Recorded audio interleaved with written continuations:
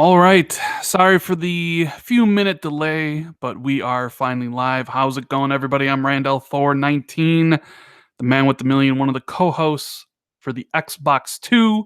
And with me, as always, Jez Corden, my buddy from across the sea. What's going on? How you doing today, Jez? I am. Oh, sorry. My audio cut out there. Oh, Technical problems to start the podcast. How awesome! Nah, I'm good, man. I'm in a good mood today. I'm in a really good mood. really, really good mood. Like how good? Like. In a good mood. Like, damn, I got some good leaks cooking up, baby. Oh man. So I guess people need to keep their eye on for that. And yeah. So we obviously you can't talk about it yet. So I guess look out for Yeah. Windows Central eventually for Yeah. info. It's gonna be a while, but there are some fun things going on behind the scenes at Xbox right now. Fun things going on. Fun things. There are some fun things, and some of those things actually already leaked this week. That's true. We had a whole bunch of information, but before we get into all that, I want to welcome everybody live here on YouTube. I appreciate everybody hanging in chat and typing out their comments. Love reading them all. And if you're listening to this later on Google or SoundCloud or iTunes, thank you. We appreciate you as well. For everybody here, though, we'd appreciate it if you hit the like button, share out the stream before we get going. That's my kind of maybe one little e-bag. Please hit the like button. But yeah, we got a whole bunch of topics to get through. The streaming wars have begun. Seriously, Microsoft announced Project xCloud, which we will delve into pretty big. X018 is coming next month, and to be quite honest, I'm hyped about it. We're gonna kind of maybe go into that a little bit about why I'm hyped, and maybe even predict some stuff, or maybe we'll do that next week. But I think there's some good things going to be shown there. Indubitably. And one of those things that possibly could be revealed there is the rumor going around that Xbox is about to purchase Obsidian Games. Did you just hide Jeremy in chat? Who was it? That was the downer. I mean, What was Downer? I think so. What did he say? I mean, of course, like Jeremy. Of course, you get deleted. Goodbye, Jeremy. He was crying because I blocked him. Jeremy the snowflake can't handle somebody blocking him. The guy who tweets nothing but politics all day long on Twitter. Dumb. He's dumb, man. I can't. There's just when someone's that dumb, it's just you just can't, man. Can't even. Well, sorry, Jeremy. You know, I would unban you if you had actually sent the controller. You said you were going to send me all the way back in June, but you never did. So you didn't keep your promise. Just like So yeah, so enjoy the band, Jeremy. Yeah, there's a whole bunch of topics to get into, but first, Jez, I don't know if you saw this, but I hit a big milestone yesterday on YouTube. 20,000 subscribers. 20,000 subs. It's pretty like, that's big number, man. That's a big number. You get like 5,000 more, and then you're sort of like quarter the way to that 100,000. 100,000 is a big one, right? 100,000. Well, 50,000 would be pretty big. 100,000, then after 100,000, it's probably what 500 and a million. Maybe I one day. think like 100,000 is what I would like consider legitimate YouTuber. Legitimate? What am I, fake? Well, like like going from a hobby. I think like 100,000 is where you can start making a living, right? That's what I meant by that. Yeah, maybe. It depends, I guess. Are you ready to be a YouTube celebrity? I mean, no. Not at all. Like, I get messages a lot, which I appreciate all the messages I get on Xbox, and I try to answer as many as I do get. But like, some people, they'll be like, "Oh, I love you. I watch all your videos. I'm your biggest fan." I don't really know how to react to that because I'm just a regular dude playing video games. Send them your nudes. They'll scar them for life. Nobody wants that. Nobody wants that.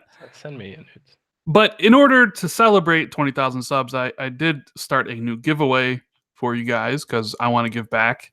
And links in the description of the video if you want to enter. It's on my Twitter as well.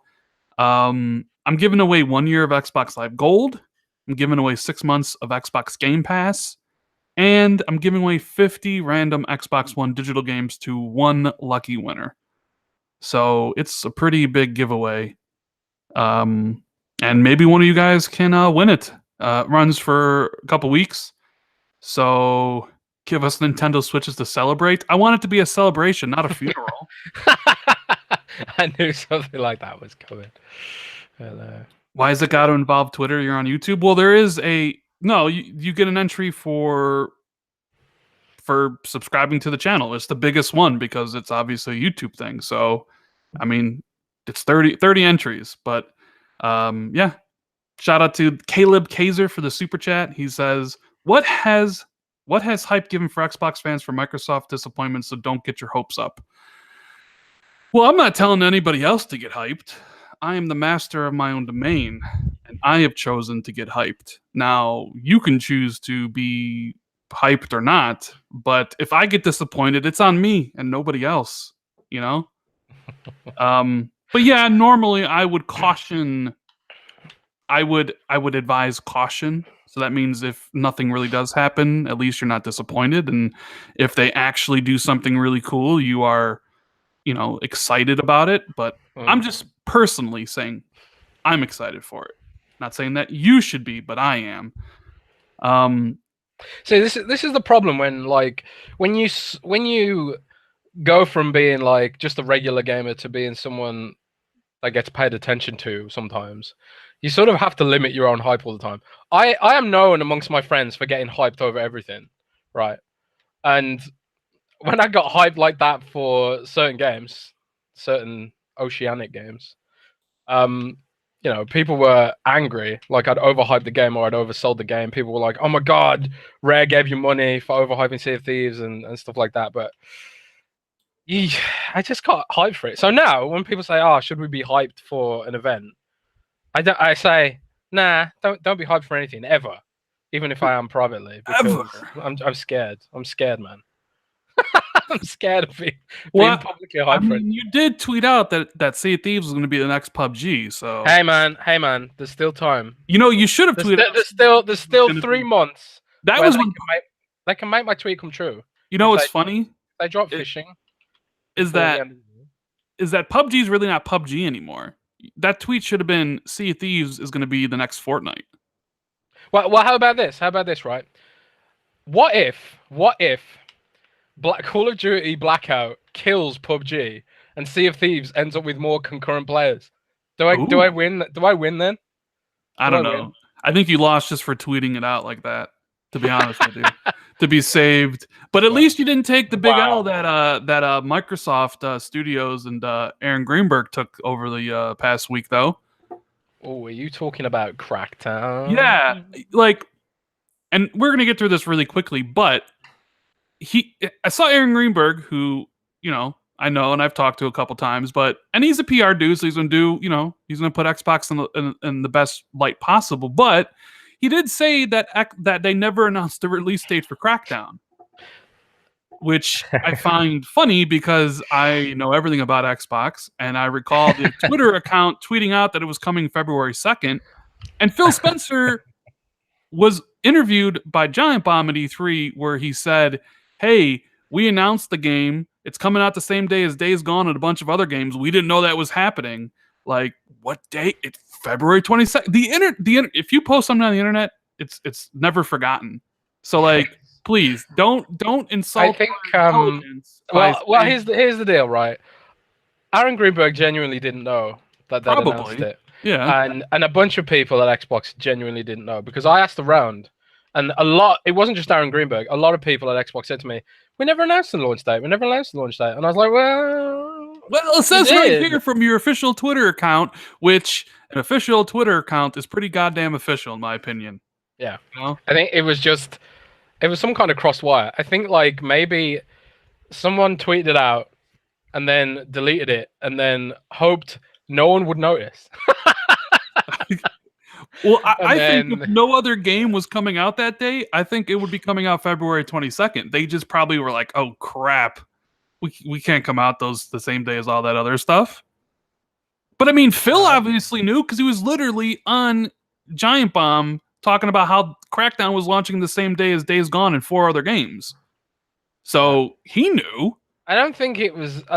People accused Aaron of lying. I don't think he was lying. I think it was just a genuine mistake. And like someone in a meeting had said somewhere that, oh, we never announced the launch date, so it's fine, because they couldn't find any evidence of it.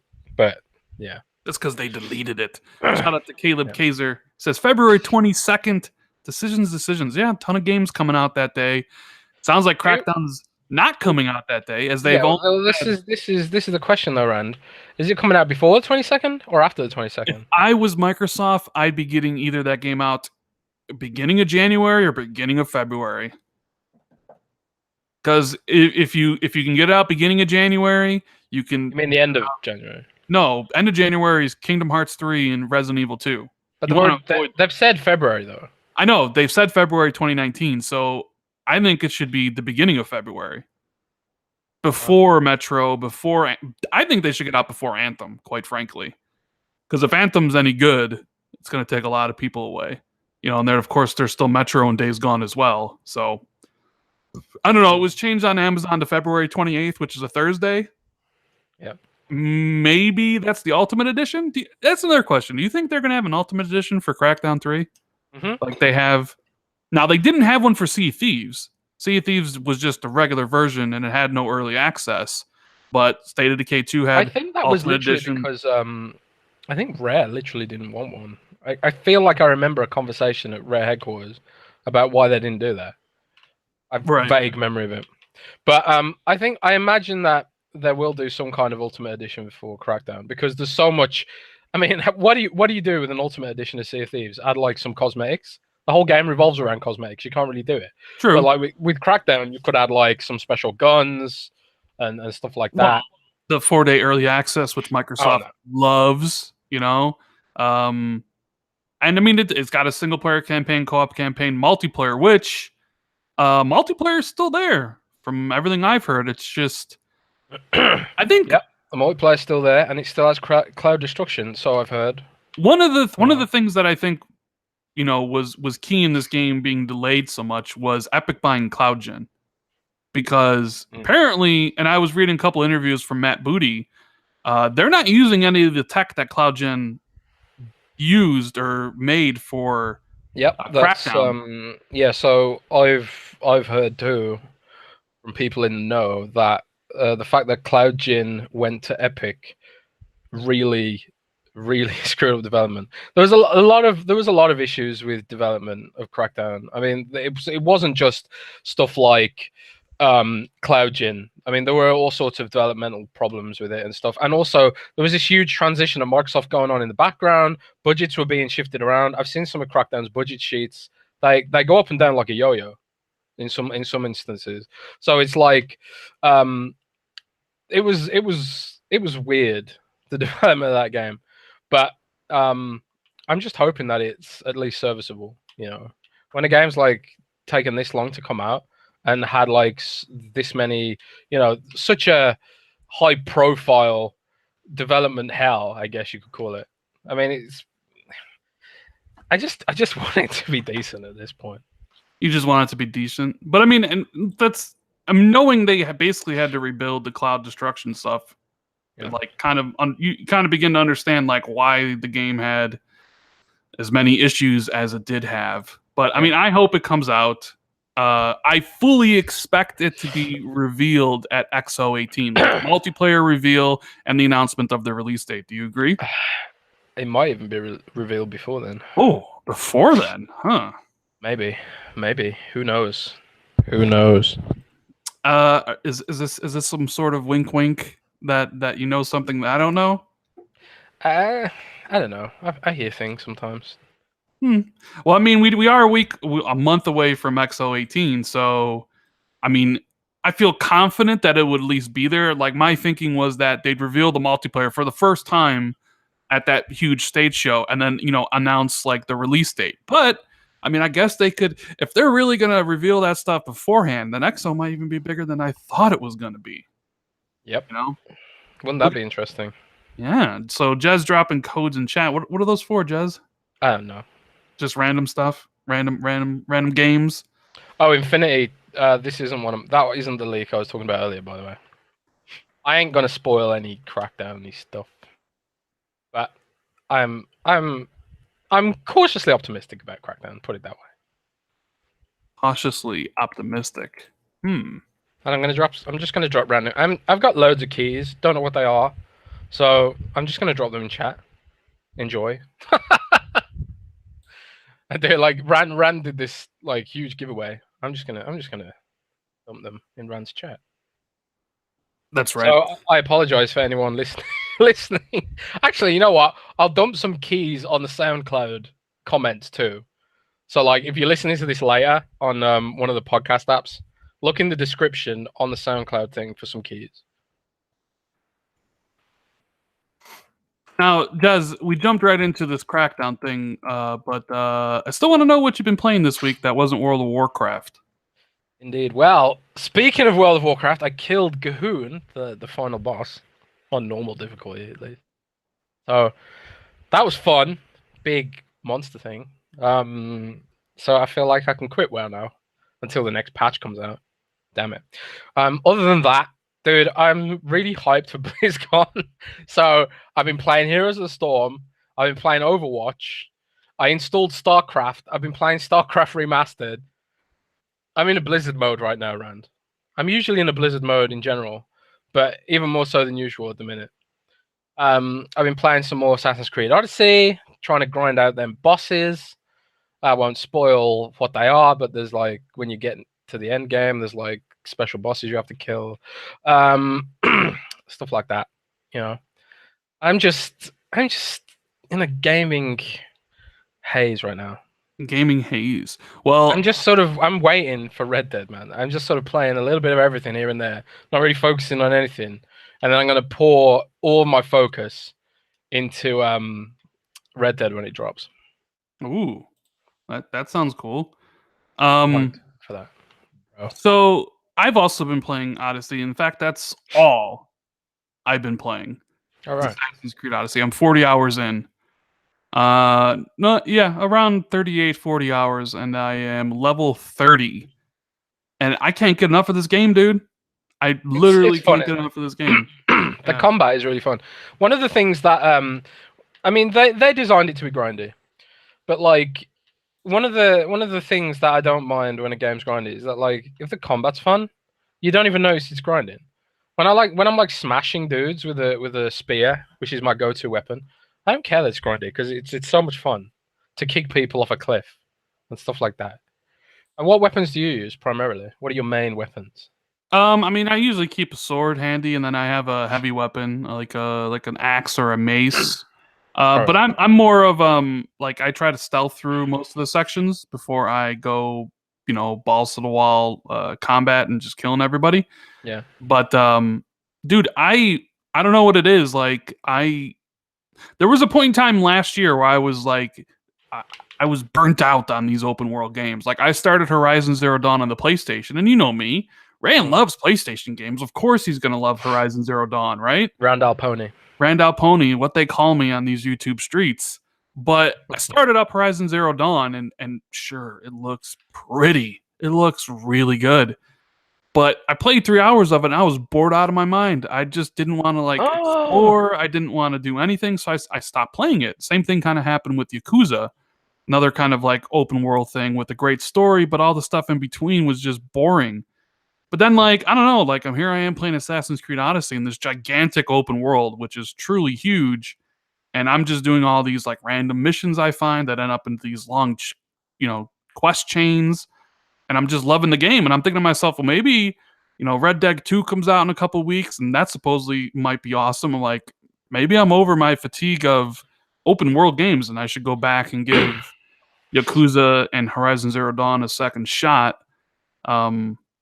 But dude, yeah, I don't know. This game is just taking over, dude. I don't know.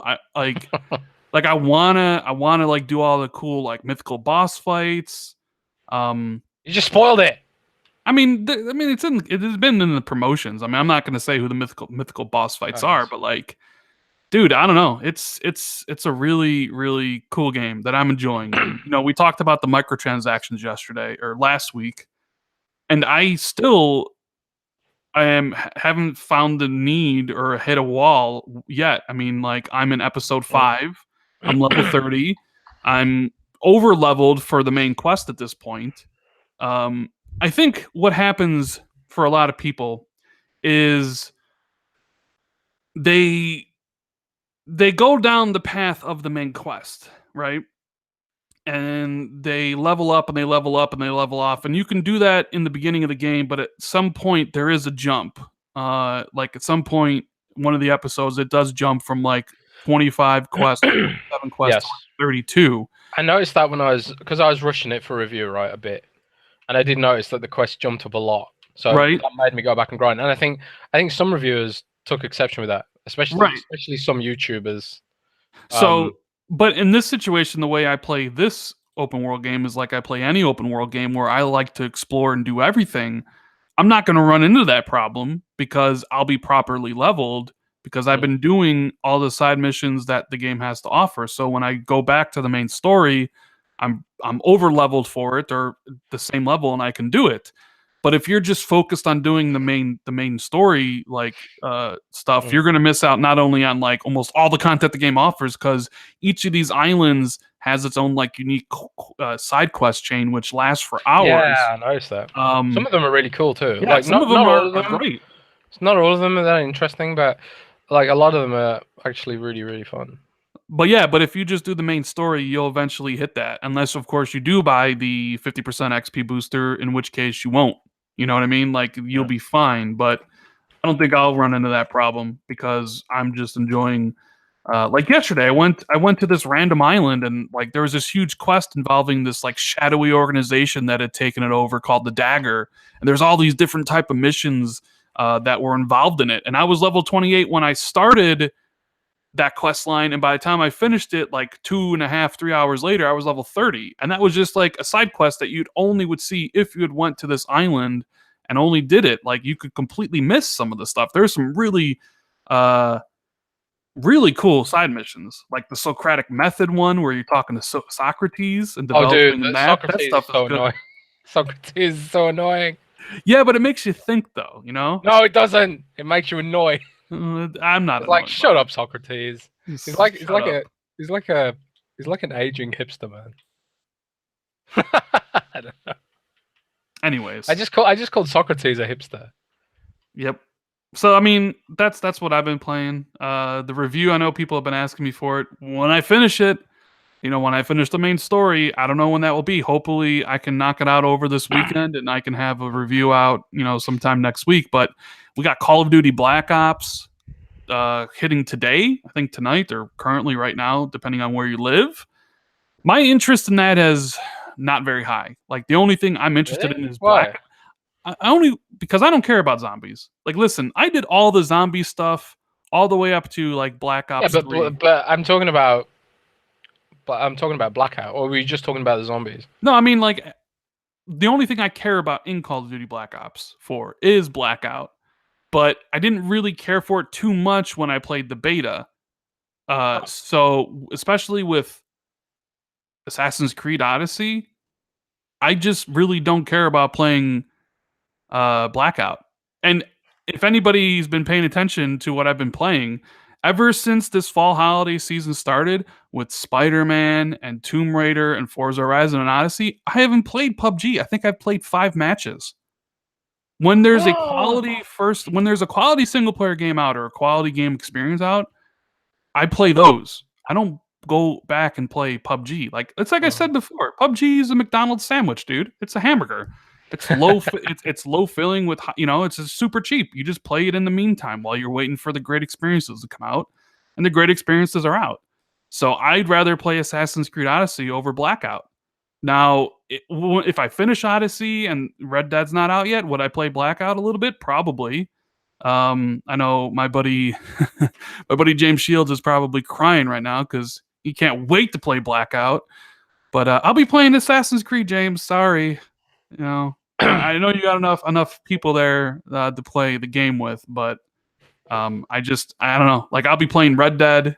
And there's still Hitman to come out, and there's still Battlefield 5 and Fallout 76. Which, by the way, did you see those gameplay trailers for Fallout 76? The people playing it at that event. I haven't actually. I'm kind of like I'm a big Fallout fan, you know. So and I am gonna play it just because it's Fallout.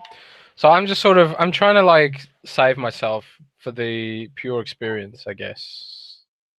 I got it pre-ordered, you know. I don't know.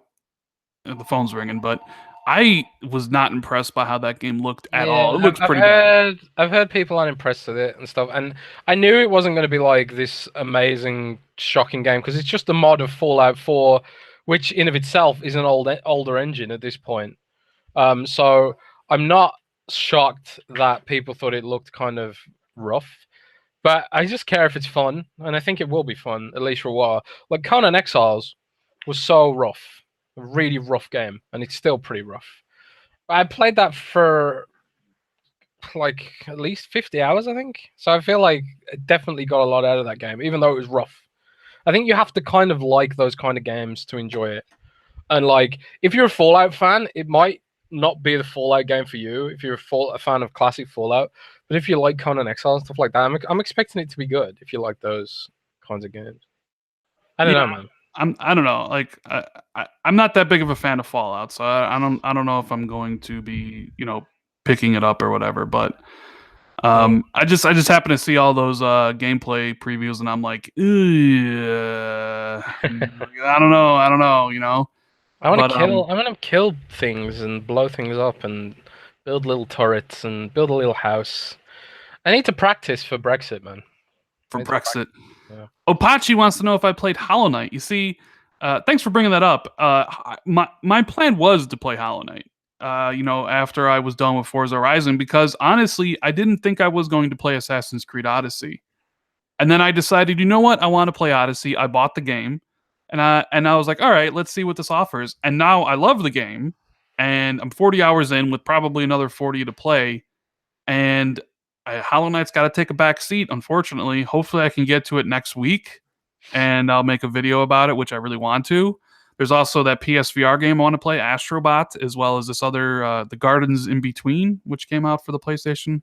I want to check that game out as well. But this is what happens. Like, I enjoy playing really good indie games, but when it's AAA season, like, those kind of get pushed to the side. You know what I mean? Like, it's all about these huge experiences, and I want to try Hollow Knight because it's a Metroidvania. Yes, right? It is a Metroidvania. I just want to give a shout out to Michael Lugo in chat because he's awesome. Yes, he's very awesome. So yeah, Hollow Knight. I'm gonna get around to that. I'm gonna install it. Yeah, lost my train of thought there. What's next, Rad? Well, my tip for Assassin's Creed Odyssey is make sure you're playing as Cassandra and not Alexios, because Cassandra is just a million times better. No. Yes.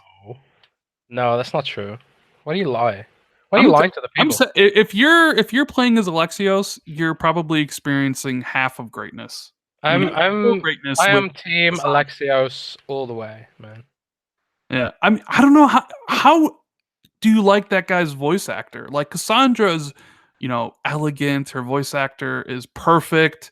I don't know. Like, Alexios' voice acting is just horrible. How do you stand? If you've got the option of having a beard in a game, you should take it. That's all I should. I'm just saying. Do your guys self a favor. If you decide to play Odyssey, make sure you play as Cassandra. She is the better character by far. You want to go on this 100-hour adventure with some dude who's got issues, who talks like They've got literally the same issues. No, it's the same dialogue. Cassandra is so much better. It's not even funny. It's a lie. Catcridoctinos, man, I'm sorry if I screwed it up. He said, Rand, do you ever use the Switch? Well, you missed my rant about the Switch last week. No, I haven't used it since I bought it back in March. It's basically $500 down the drain. Although I still want to play Bayonetta 2 and Bayonetta 3. I don't sell stuff. I'm not that type of person who buys something and then sells it, because maybe there will be something. Because you hate money? No, I don't hate money. I mean, who am I going to sell it to? Take it to GameStop and sell it to me. You want it? I'll buy it for 20 quid. 20 quid, huh? I'll tell you what. I'll Oh sell no, you. 20 euros. I'll sell you I my. don't do quid anymore. I'll sell you my Switch if you promise to buy a PlayStation. Oh mate, You did I don't know, post man. that you were about to get one like last Oh week. man, I like it's my birthday soon, right? So I've got get a bit of spare money from my lovely family and relatives, and friends. So I was like looking at it, thinking, "Oh, should I hit the trigger?" But I bought a new phone instead. Sorry, Oh, what phone did you buy? I bought the Huawei P20 Pro. Thank you very much. Hmm. Because it's got a 40 megapixel camera, man. 40 megapixel camera. You take a lot of pictures. Oh, yeah, man. Yeah. Have you not seen my Instagram? I mean, no. Jez Corden. I mean, Have you I've not seen you. seen all the cat pictures I post? I mean, I've seen the pictures of your turtle and stuff. Yeah, Because you post those on Twitter. I don't have Insta. I'm but not on Insta. I'm using I was using the BlackBerry, right? And I figured with xCloud coming, I need a real phone with a big screen and not the small screen that the BlackBerry has. So I decided to buy a new phone instead. All right. So I will get a PS4 when they're really cheap, maybe. I just don't have time, man. by the time it'll be but like the PlayStation 5 is coming out next year. I mean, I want to know who these people are, right? Who have a PC, an Xbox, and a PS4, and a Nintendo Switch, and have the time to play all of them. I really want to know who these people are. Like, I got a gaming PC and I've got an Xbox. I can't literally find time to play it. I mean, there's nothing wrong with the PS4. It's not like I think it's bad. It's just like it would just gather dust. well, I mean, I don't know. Like, right? When you're not playing exclusive. Well, yeah, but I have stuff to play on the PlayStation. But I mean, yeah, I do play everything else on the Xbox. But the PlayStation does get turned on when it's got some cool stuff on there, which is Do you ever play PC games? no, never. No There you interest in it. No interest in playing on the PC. Yeah. Look at this. King Coin 420 says, I'm subbing because you pushed the girl on us. What? Oh. I'm sorry. He's right. He's right. I'm sure he's typing in all caps, so he's yelling at me, but maybe he's being facetious. Play with whoever you want. Doesn't matter to me. Doesn't matter. I'm just saying Cassandra's better. Frommy, I do have a girlfriend, and yeah, actually, yeah, that's a point. It's having a girlfriend, man, that eats into your gaming time. People in chat know. They know. Yeah, well, maybe that's why I have a million gamer score. I don't got a girlfriend to take up with all the extra time. At least I did, but not right now. Well, I mean, what would you rather have, a girlfriend or a million gamer score? I know what I'd rather have. That's a tough question. So, Rand's got a little crush. Who's your crush, Rand? My crush? It's Cassandra. We already established this at the start of the podcast. Yeah, that's true. Are you crushing on Cassandra? Is that what it is? No. I think she's you like the Greek accent, right? I think she's better acted. Her voice acting's better. See, this is weird because Roby says the opposite. He restarted the game because he didn't like Cassandra's actress. Really? Yeah. What's wrong with Roby? I mean, I know what's wrong with Roby. He's a mixer partner. Hey, what's wrong with a mixer partner? You could be a mixer. You could be a mixer partner if you maybe one day. Well, maybe one day. Although I did see that the top stream every single day now is just some dude playing Forza Horizon 4 for influence stuff. Oh my god, that is such fail. Right, we got to tell the people about this for those who don't know. Okay. So you get experience or influence when you stream Forza Horizon 4, and if you watch Forza Horizon 4 on Mixer, which gives you influence, which levels you up, and you get prizes, wheel spins, free cars. You get like a lot. You get 6,000 XP for watching and 12,000 for streaming. So a lot of people just park their browsers in Mixer just to get all this free stuff. And like, I don't know. You tell me, Jess. How pissed off are partners that the top stream on Mixer all the time now is just some dude sitting at a screen? Like that's got to piss off like all the big partners. That's got to piss off. I don't know. Like they call them influence farms. I think like they are looking at changing the way that works specifically for that reason. But it is kind of embarrassing that the top streams on Mixer right now are basically just nothing. Yeah. They're just influence farms. I mean, That is not a good look. it just goes to show you that Mixer is really not there yet. Like there's more fans of Forza Horizon 4 than there are fans of like individual streamers. You know what I mean? Because if they implemented this on Twitch, it wouldn't be number one on Twitch. You know, it just goes to show you that how on the grand scheme of things, like Mixer's growing, but how small Mixer really still is. Yeah, Mixer's it's growing, but it's not where it needs to be. I don't think. Yeah, it'll get there maybe. On from that, let's talk about Xbox. Right, we got a lot of Xbox news here. And I want to talk about the Obsidian one first before we get into the streaming one, because the streaming one's the more in-depth topic because there's a lot of information already out there. I mean, it's a whole streaming. I saw Eurogamer's article today where like Xbox and Google have started a new platform war or streaming war or whatever, right?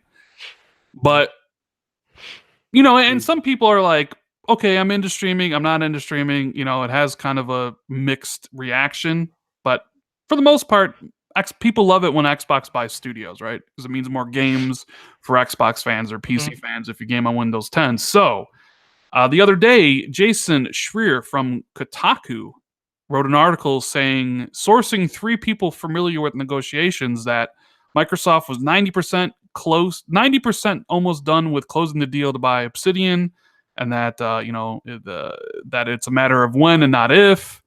And this has been rumored for a couple months now, because I remember doing a video about it back then.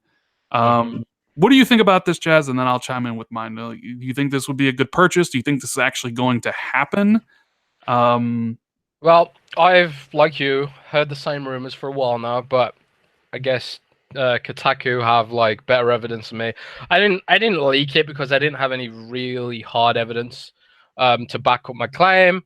Just sort of really good rumors, but you know, we've talked about it on the show before and stuff like that.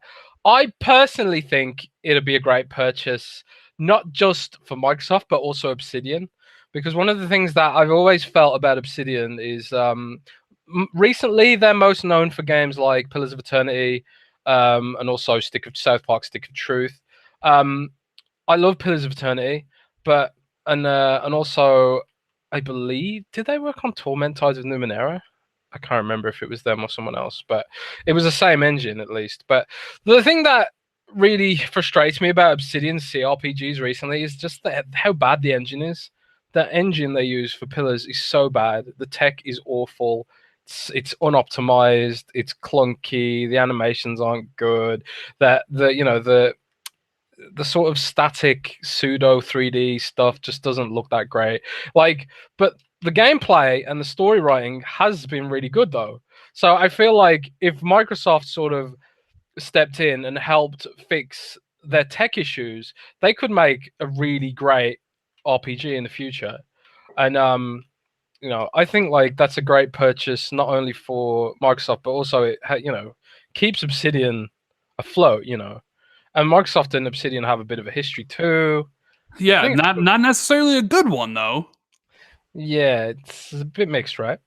I mean, Microsoft literally canceled their Xbox One exclusive Stormlands, which forced the company to go to Kickstarter to fund the rest of the game, and they had to lay off a whole bunch of their staff because of it.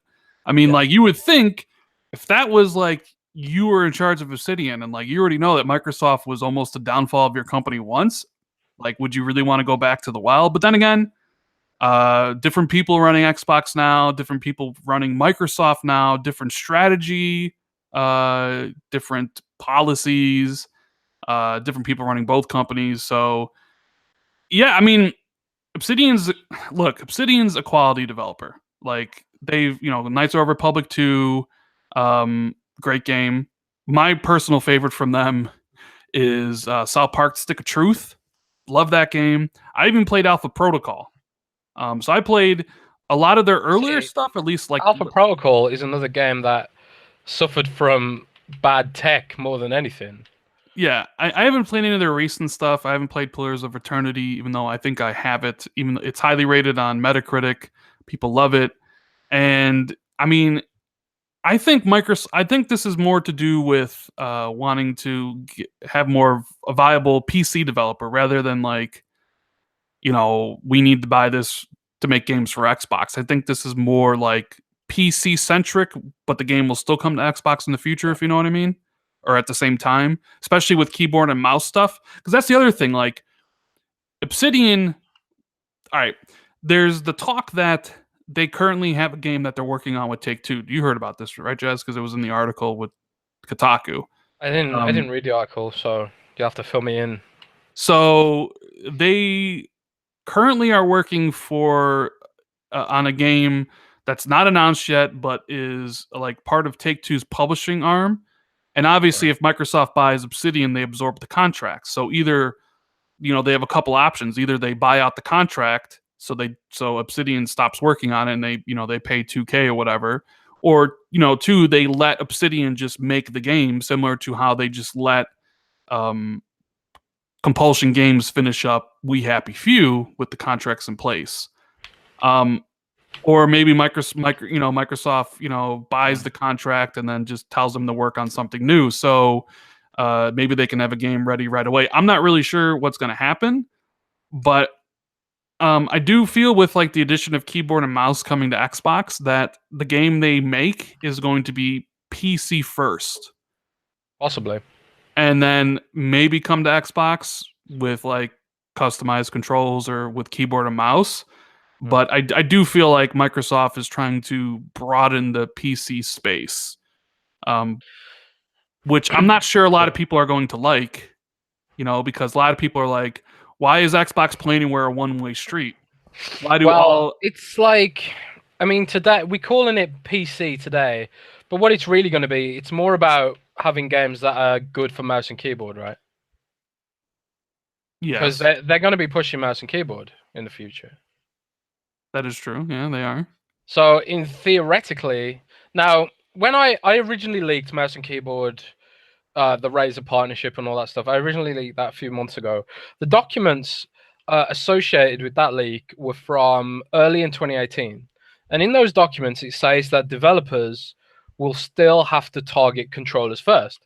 However, since then, it looks like Microsoft might have released that restriction, and that there will be able to be games that are mouse and keyboard exclusive. So, like, games that just don't make sense with a controller whatsoever, like, I don't know, Football Manager, or, other games like that. And it's like, you can pretty much make any game work with a controller if you work hard enough. But City Skylines, apparently, took a whole year of rebuilding the UI, rebuilding the controls, to make it compatible with a controller. It took a whole year. That's a pretty risky investment for a smaller studio who might be focusing on PC. So, like, if Microsoft can lift that restriction and just say, like, yeah, bring it with mouse and keyboard support now, and if you get around to controller support later, then fine. Or even if they do it on a case-by-case basis, maybe. But, well, I mean, so Sam Tolbert in the chat says Obsidian likes making AAA games, though. Keep in mind they made Pillars of Eternity because of a budget and trying to survive. They could have a 50 dev team working on a CRPG and then the other 140 or so working on a AAA RPG. So, I mean, they are around 180 strong. I really don't see them continuing with Pillars of Eternity in that style of game.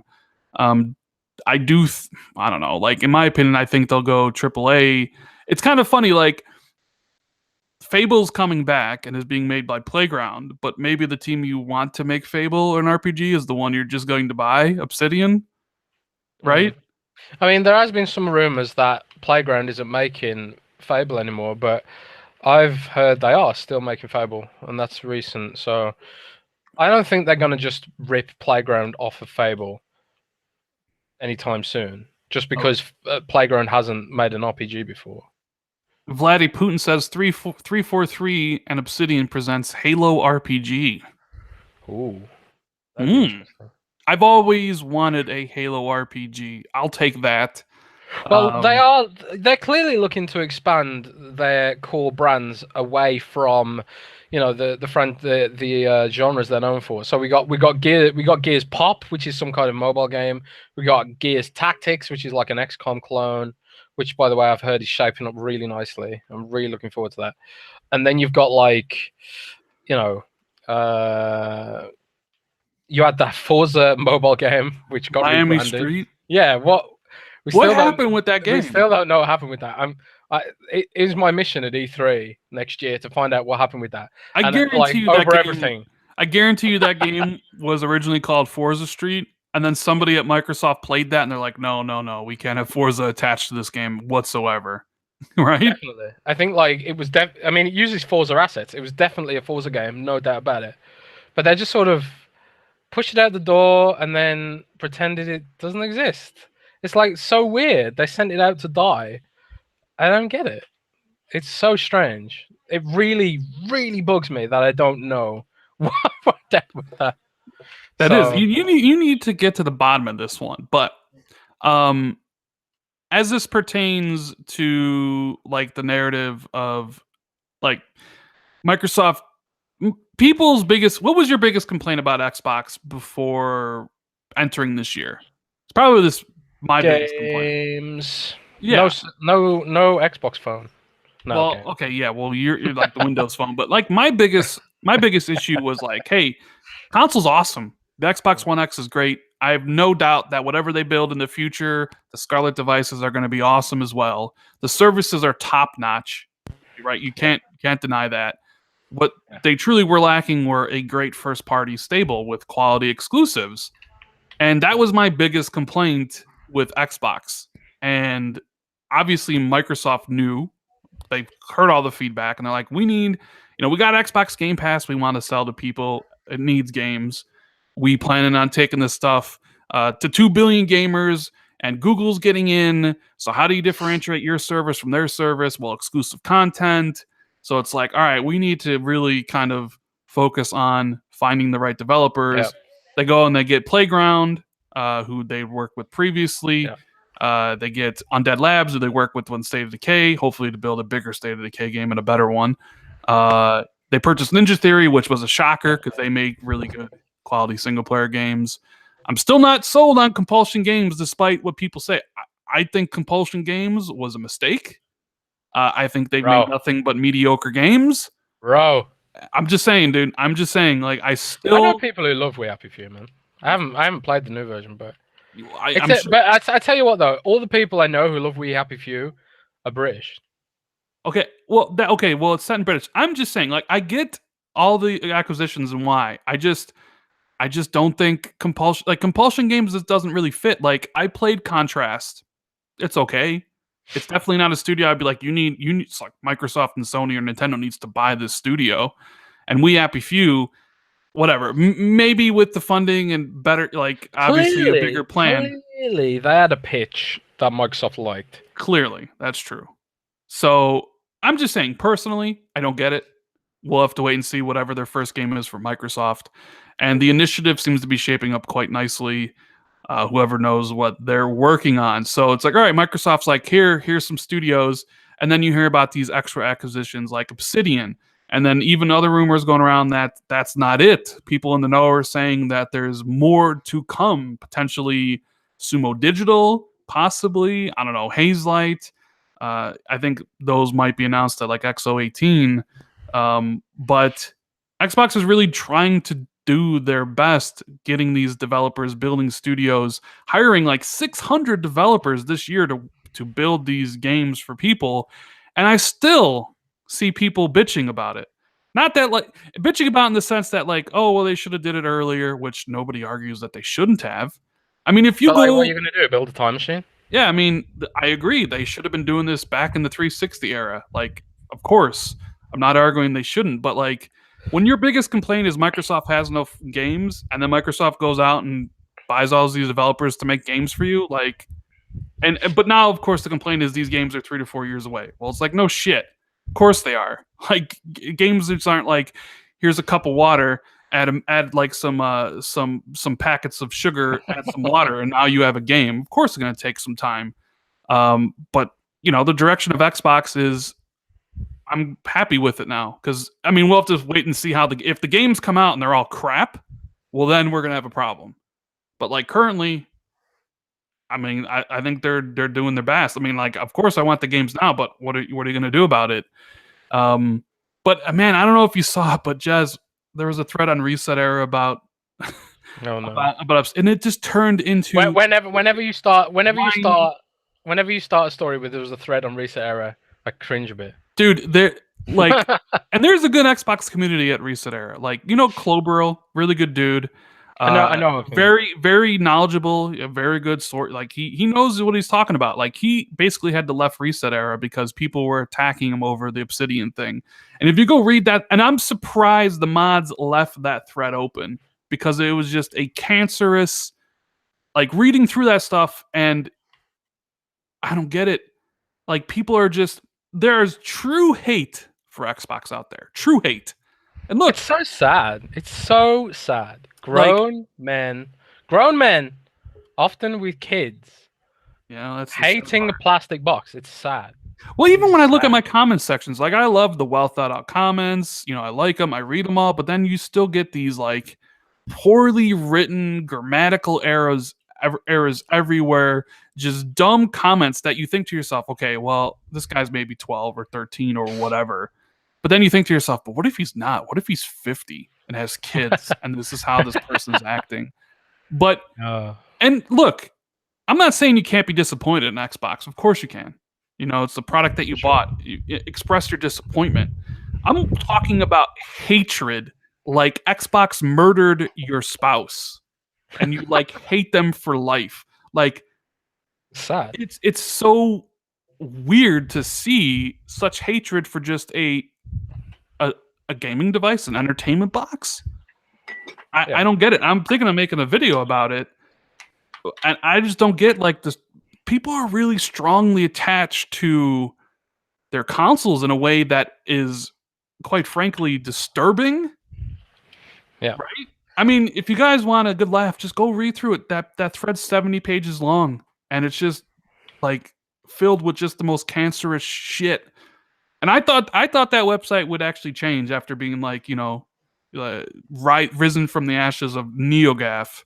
It's the problem though. It's like whenever something gets popular, you get morons, because unfortunately, most people are morons.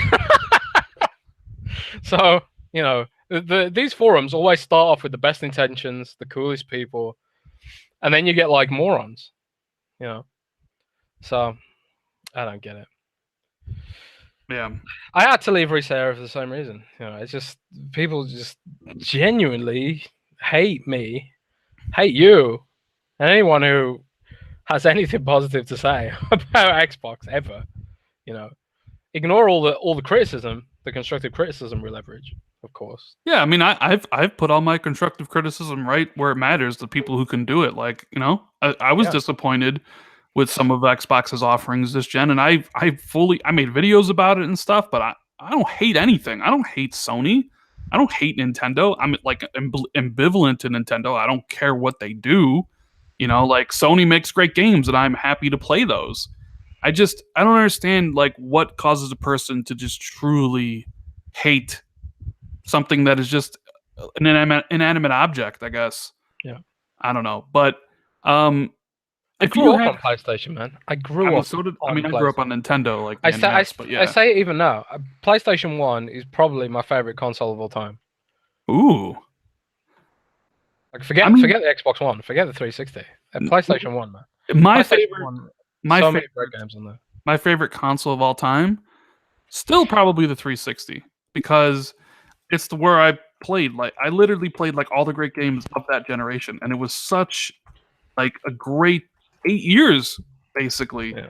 I loved it, and if I had to tell you, man, no game had such a big impact on me like Final Fantasy VII did. First time I played that on PS1, I had no idea what it was, no idea going in, no idea about the plot twist. It blew my mind, man.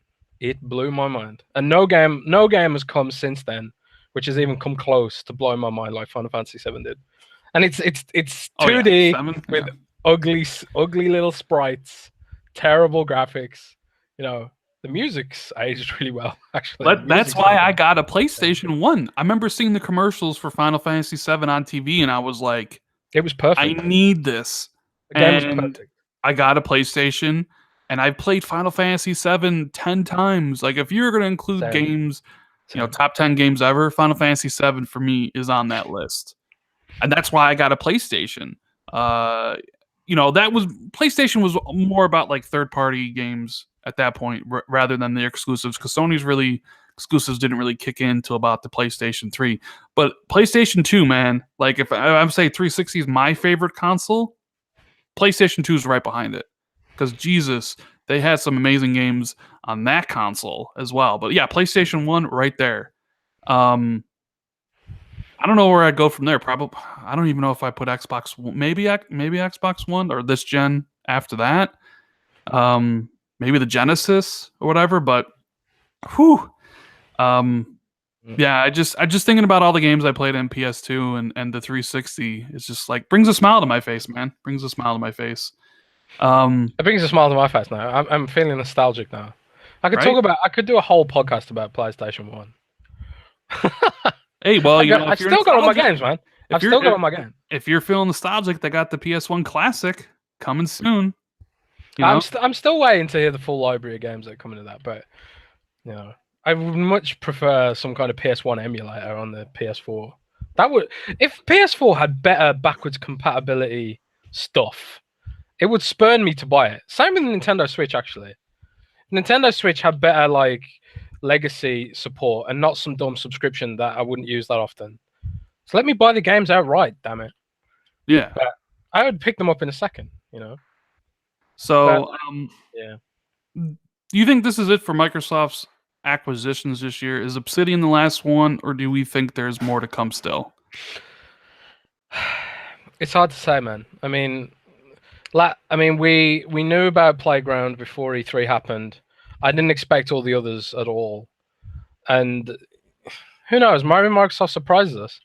Maybe they really do have a blank check. Maybe like they really are convinced that Google is a huge threat now, and Amazon too, because Amazon's working on streaming too. You just know it. Maybe they are convinced they're both like a big threat now, and as such, the need to invest is now. And that's the next big area in cloud computing. And it's not just for platform holders as well. It's going to be for AAA games developers to realize the true potential of their games. Because right now, their games are locked to desktops, they're locked to living rooms. The future is taking those AAA games wherever you want. And Microsoft wants to be at the forefront of that. They don't want to lose another technological shift. They lost smartphones, they lost tablets, they lost the idea of an app ecosystem in a lot of ways. So like they don't want to be in a situation where that happens again. And to make sure that they aren't in a situation where they lose another technological shift, they need to invest and invest hard, because that's something they didn't do with phone, that's something they didn't do with tablets. They didn't invest hard enough. And they ain't going to make that mistake with Xbox. And if they do, they'll have me to answer to, man. They'll have me to answer to. And I realize that's not much of a threat, but they'll have me to answer to. So, getting into segueing into X018, because if the Obsidian thing's happening, we both agree it probably be announced there. I mean, given the leak, it might happen earlier now. Obsidian announced some kind of Q&A, so they're going to get asked about that. They announced the Q&A right after. I don't know if that Q&A has already happened, actually, but they announced the Q&A right after the leak happened. So maybe they announced it earlier because of the leak. I don't know. Well, I did read an article, I think it was from Eurogamer, it was linked yesterday, saying that they had an interview with someone from Obsidian that said like they don't think they'll have to ever crowdfund any of their games again. Oh. Which, if they're getting bought out by Microsoft, well, yeah. Well, yeah. I mean, so I don't know. I think I'm pretty confident that the Obsidian thing's going to happen, and there's rumors that more are happening. But I want to get into my hype about X018 because, like,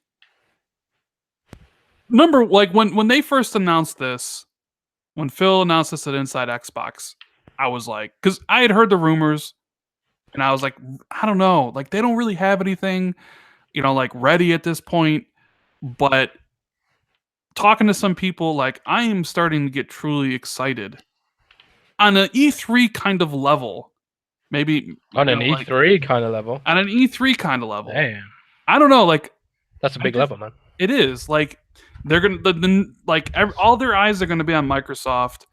Sony's not doing PSX because they're not ready to announce the PlayStation 5 and all the stuff that they're working on. But a lot of the insiders who truly know what they're talking about are like, dude, it's gonna be a great moment for Xbox fans and whatever. And I'm sitting there like, oh my god, like I'm just hyped, Jez. I don't know talk me out of it. Tell me why I shouldn't be hyped for XO. Tell me why. You should be hyped, man. Get hyped. The time is now to get it happen. Yeah, like I think Microsoft knows they need to start some good momentum going into next gen. Maybe tease a few things. So like I'm expecting studio announcements. I'm expecting third-party game announcements. I'm expecting first-party games to show up.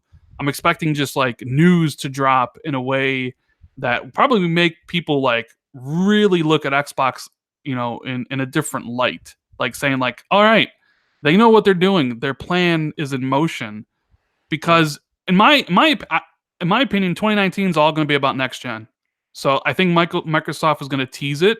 I would not be surprised if they, start like maybe announce the next gen console in some fashion. Like I don't know, man. Like I'm not really one to get hype. I can, back in the day, it felt almost like there were rules about how consoles had to be announced. You had to tease them at E3. You had to line them up with press expectations. But in a world where that doesn't matter anymore, and you've got streaming services, and you've got Apple pumping out phone after phone, year after year, and people are buying them every year for $1,000. The rules aren't the same as they used to be, and like the people who buy console games, like they're getting older. They got better jobs. They're not students or living in parents' basements anymore. Like back in the day when gaming was new. Like all the advertisements for gaming back in the day, it was all aimed at like younger kids who didn't have disposable income. But now those gamers are mature. The market's maturing. People have a lot of money to spend. I wouldn't be surprised if Microsoft rips up the rulebook completely next gen. Yeah. And I know people are saying in chat as because I'm reading it like, get hyped up only to be disappointed. And you know what? That's like an issue or a risk I'll take. Of course. And for most of these past E3s, I've been the one cautioning people not to get excited. I'd be like, there's nothing really to get excited about. I'd hold my expectations, but for some reason, from the people I've talked to, and from what like I expect to be there, I think it's going to be a fun time. And yeah, maybe I'm letting my hype get out of control, but like, and look, if Microsoft truly does XO and it's just a 2-hour long Inside Xbox episode, and it like normal one, yeah, it won't just be me like critiquing them. It'll be literally everybody else in the gaming sphere, because why even bother doing? That's the thing I always come back to. Why even bother doing XO? Why even bring it back? You don't have something truly, ready to do it. This is the thing about Phil. He's not like another Microsoft executive. I could see like being tone deaf to gaming, like a lot of the EA conferences, right? A lot of the EA conferences they do at E3. I don't think those need to exist. Because they have barely anything to show. They do like these really long, boring segments, like with celebrities and stuff. They needn't exist. They're almost always terrible, and that just screams to me of being tone deaf towards your audience. Xbox ain't tone deaf, at least not anymore. And as such, I think like because they've announced this XO thing, I think it's because they have something genuine to invest in here. So, yeah, like I see you, Alex Escobar. He said he's praying for us, and we're all going to get disappointed. Maybe, but maybe people will be excited. I don't know. I think they're going to have a ton of stuff there to show. I mean, I did see that the Rocksteady game that's been kind of like leaked around. Might debut there. Not the Harry Potter one.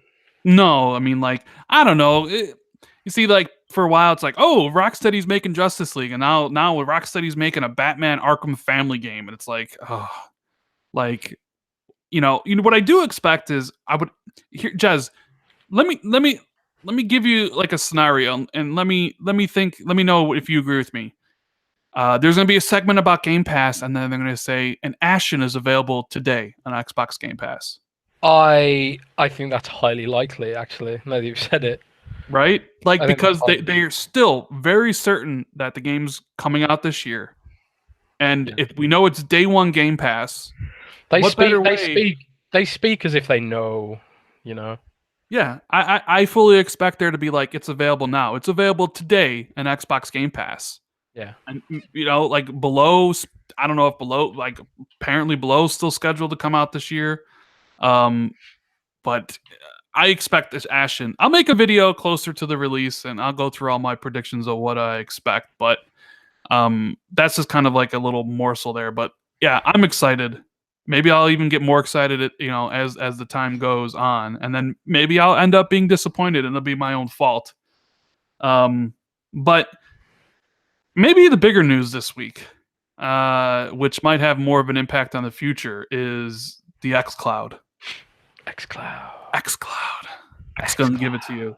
Now, we talked about this on the last podcast, that Google's Project Stream. Google's getting into the video game industry, although they announced it in a very low-key fashion, right? Yeah. Google's just like, smart.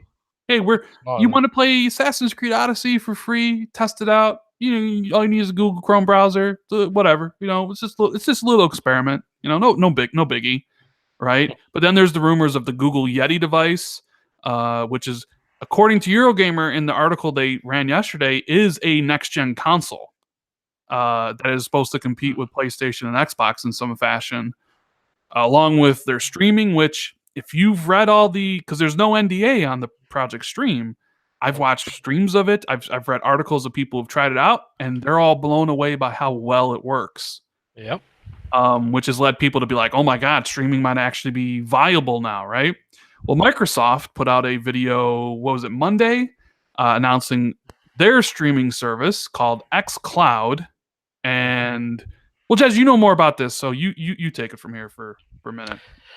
Okay, well, I mean, this xCloud stuff has been rumored since Halo 4, because a long time ago there was this conference internally at Microsoft saying we're building for the next generation of cloud and gaming, and they demonstrated Halo 4 running on an old Lumia smartphone.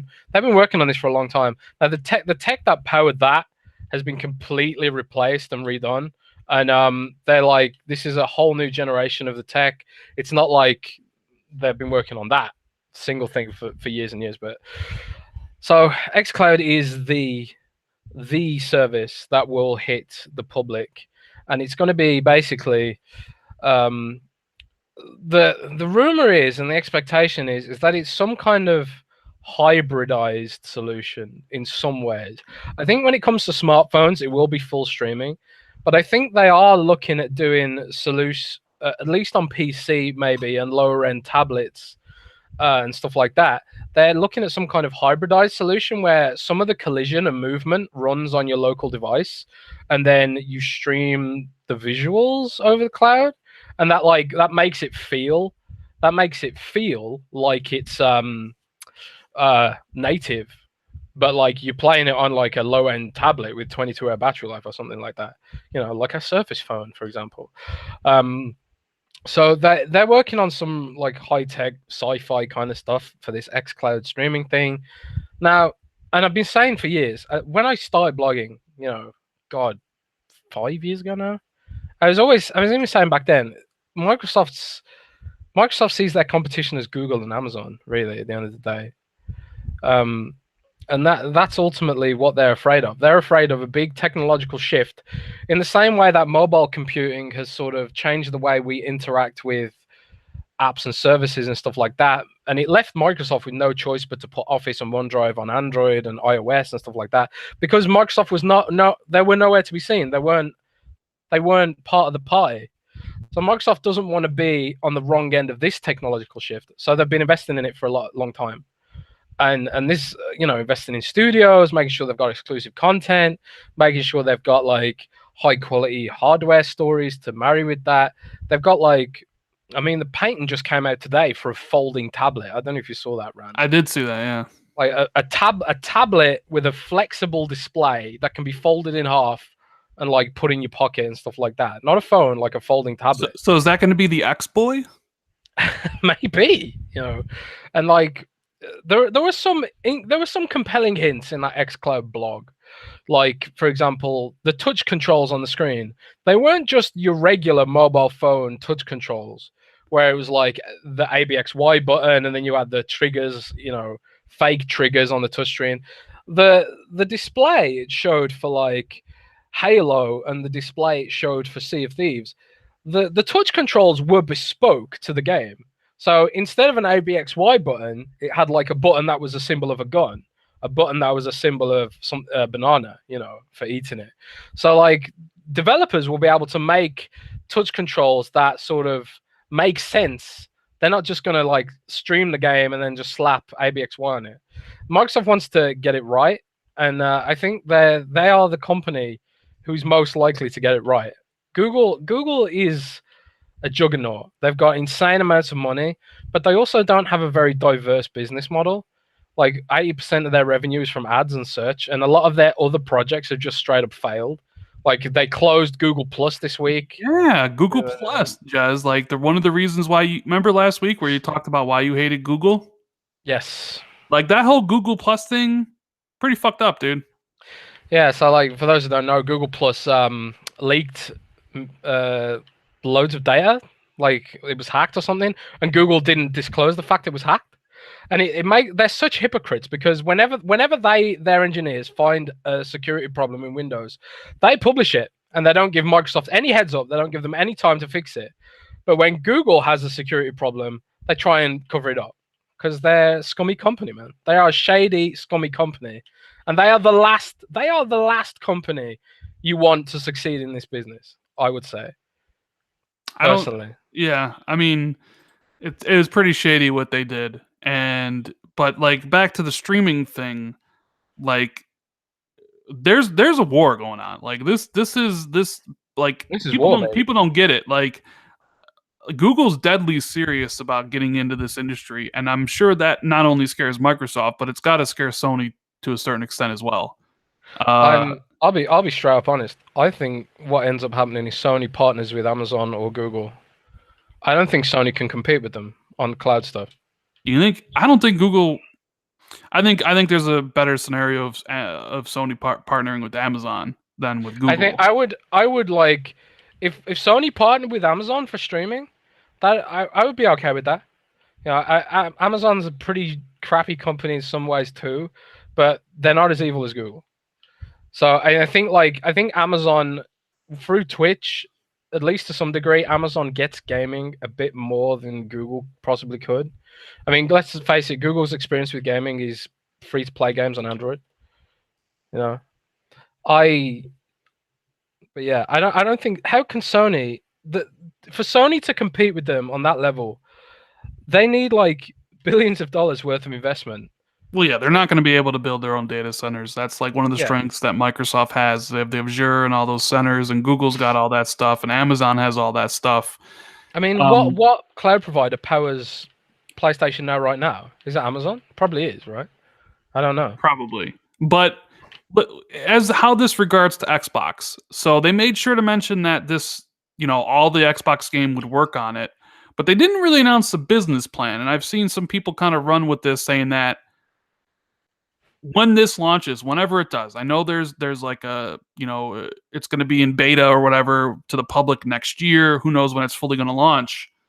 But I'm going to go on a limb and say not every game will be streamable, and that if you own the game on Xbox, doesn't necessarily mean you're going to be able to stream it through the xCloud. Am I right, Jazz? Because if that was the case, that would be a huge announcement for Microsoft. Be like, oh, if you own these games on Xbox already, then you can still stream them everywhere. But they made, because that developer blog not only was like trying to sell consumers on it, but it seemed like it was trying to sell developers on it, because they made sure to mention that all this is done without any extra developmental work. It was handled by them, similar to the way backwards compatibility is, right? Where there's no extra work provided. And I've seen people say like, "Oh, this will mean like all your games will be able to stream," but I don't think that's the case. I think it'll just be publishers have to I be okay think with it, right? I think yeah. I think they're not just gonna say they're not gonna dictate to publishers. At least not to start with. Maybe in the future they will, when it becomes like a ubiquitous sort of thing. But at least to start with, they're gonna. I think publishers will have to opt in, and I don't know for sure on that. But it certainly does seem that way.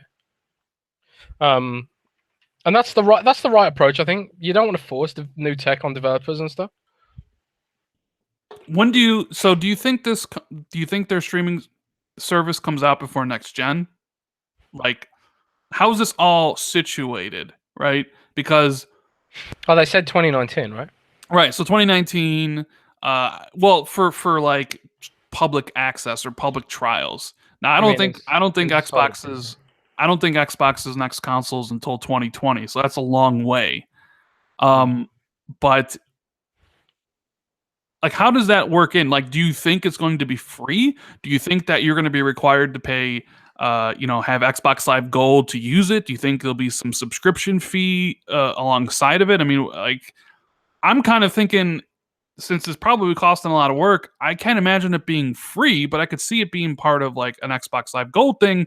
But at the same time, if Google's offering a similar thing and it's free, all you need is the game, then maybe they can't do that, right?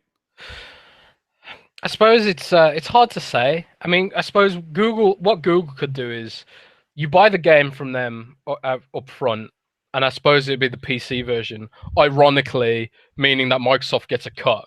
Because if it's the PC version, then it needs to run on Windows, which means probably Google's paying for, Azure servers too. Funnily enough, because let's face it, they ain't going to be the Linux games, the Linux versions of a lot of these games running there. So as such, I think Google. I mean, it could go two ways. Either Google lets you buy the game up front, and then you can stream it when you want, and they fund the service with ads. That's a very googly thing to do. That is very Google-like. Or at least have an ad version where you have to watch an ad before you start playing. That like a YouTube ad. That is a super Google thing to do. So I can imagine maybe a free tier, and then like a premium tier where you buy the game and pay the service charge. Because let's face it, it ain't gonna be free. Well, yeah, I can't imagine Ubisoft being like, you can play Far Cry 6 for free only if you watch some ads. That's not like Ubisoft's gonna be like, no, you're paying $60. You're basically buying the game and you can stream it. I'm just kind of curious how Xbox is going to implement this. Because I guess it all depends on like if Google's does whatever option. If Google's literally like you buy the game and you can do it and maybe you watch an ad, then can Microsoft really get away with like, hey, you need to be gold or it needs to be a subscription fee? Like, I don't know. Like, well, this is the issue at the end of the day. The issue is Microsoft doesn't really have. I mean, Bing, believe it or not, is a very profitable business nowadays, and they do have a solid ad systems in place, but not video ads. I mean, when's the last time you ever saw a Bing video ad? I don't think I've ever seen one. I think like Groove had like one video ad, and then you've got Mixer, which still has no ads at all. Yeah, what is with that? Why doesn't Mixer have any ads? I don't know, honestly.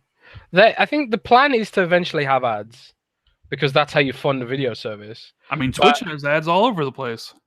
Yeah, exactly. But for whatever reason, Microsoft hasn't been able to get any companies to provide them ads yet for Mixer. I don't know. So I think at the end of the day, it's going to be whether Google succeeds or whether Microsoft succeeds. It's going to be about which provides the better service, the more cost-effective service. So if Google has a free version with ads, Google wins. Google wins. But if Microsoft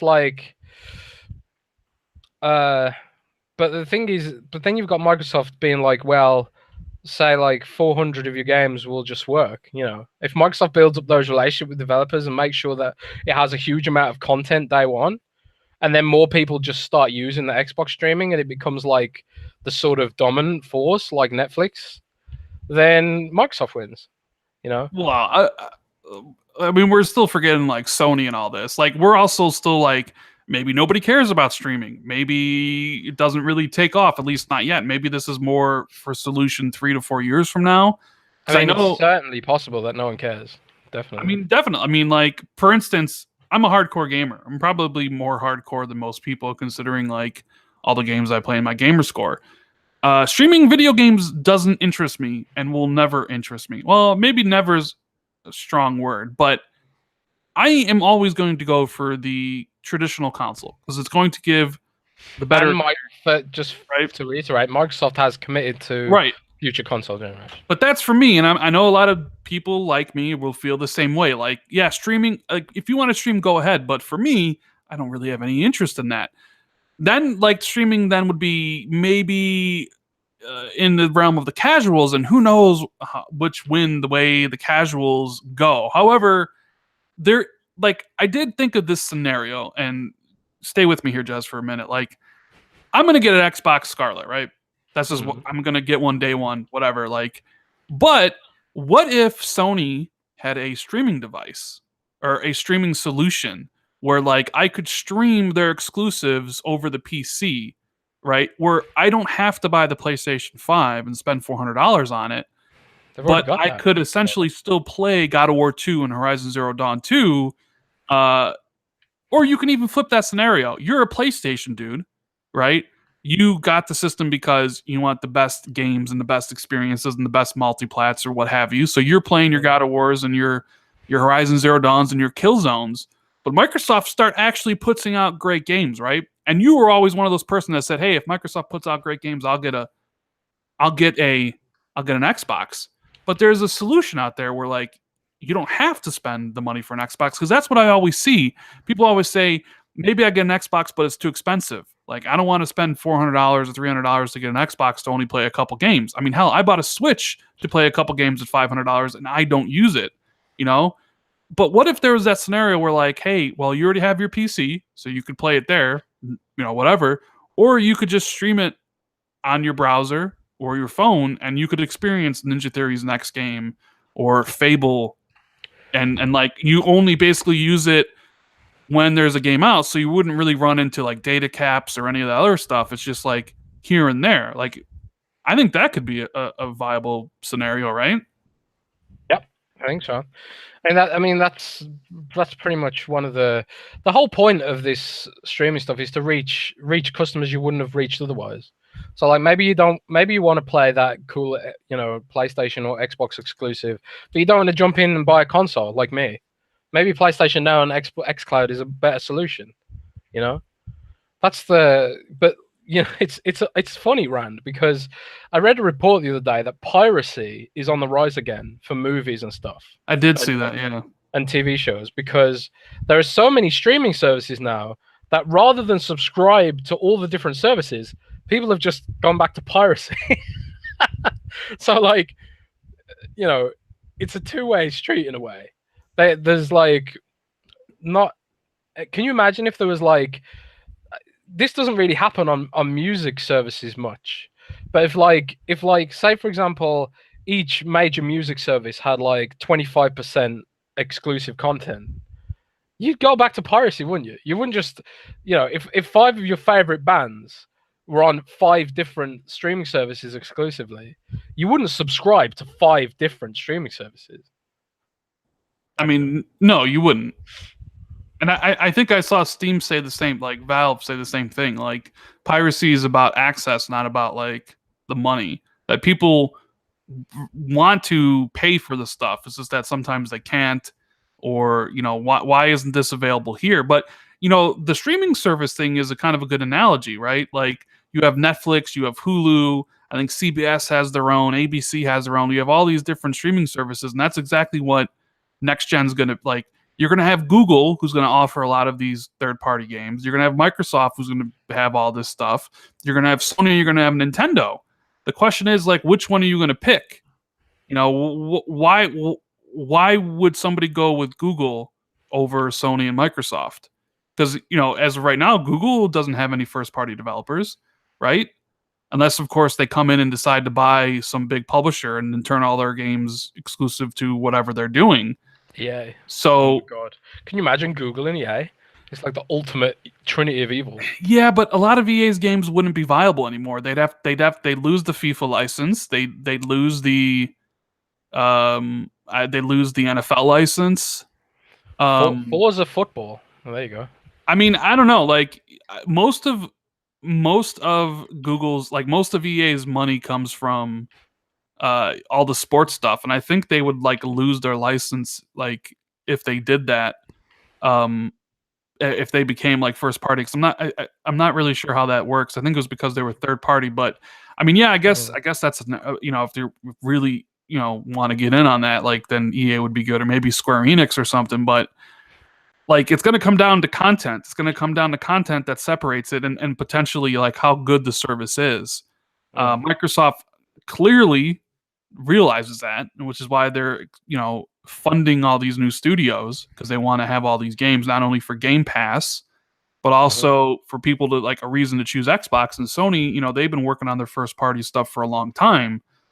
Yep. So it's that scenario of like, which one are you going to choose? Now, it is interesting that the Google might be like streaming the PC versions of games. Like, think about that. Like, Assassin's Creed Odyssey is streamed at 1080p 60. The Xbox One X version of Assassin's Creed Odyssey is locked at 30. Ooh. So, and there's that damn phone. Like, why are you so popular, man? I don't know. People just call, man. They want a part. They want a piece of the man with the million. But when you think about it, do you think Microsoft might have an issue there if Google's always offering the high-end version of the game, whereas like Xbox streaming is offering just a console experience, obviously, but not as good, right? Like, why would you want to stream Assassin's Creed from Xbox at 1080p 30 when you could stream it from Google at 1080p 60? You know what I'm saying? Yeah, that is a problem. I mean, it's kind of like Microsoft pretty much confirmed that the server blades are running the Xbox operating system, not necessarily Windows. As such, that means some of those streaming games are going to be potentially locked to their Xbox versions. Right. Well, so I mean, I don't know much about all that stuff. I did see the video.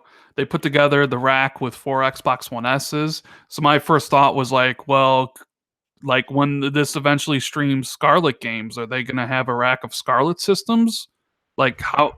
Like I don't know anything about that. So if people in chat like know, maybe you can enlighten me, because I don't know. That was my first thought. Can 4 Xbox One S's somehow do whatever the next gen Scarlet is, or are they going to have a rack of Scarlet to be able to stream that stuff? I don't really know. Maybe you guys know. I'm not really into. I don't really know much about. I don't claim to know anything about that, but I did think about that when I watched it.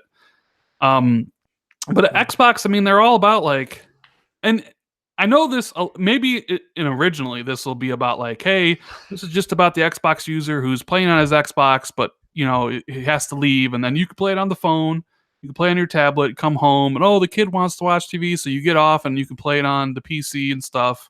They really want you just engaged in their ecosystem 24/7, right? Yeah. And that's kind of like what I see going on. And then eventually, when there's more stuff on Game Pass, when next generation starts, I think they'll go out to everybody. So Kratopsy says, they said the server blades that made Xbox One S consoles. Yeah, they could replace them with Scarlet. Yeah, but they couldn't do Scarlet quality with Xbox One S because the games render on the GPUs. So it is interesting. I suppose like that's a question for me to ask when I eventually get an interview with them. Yeah, I mean, go to E3 and be like, listen, what is going on? What is going on? Randy, are you going to E3 next year? I want to, yeah. I want to.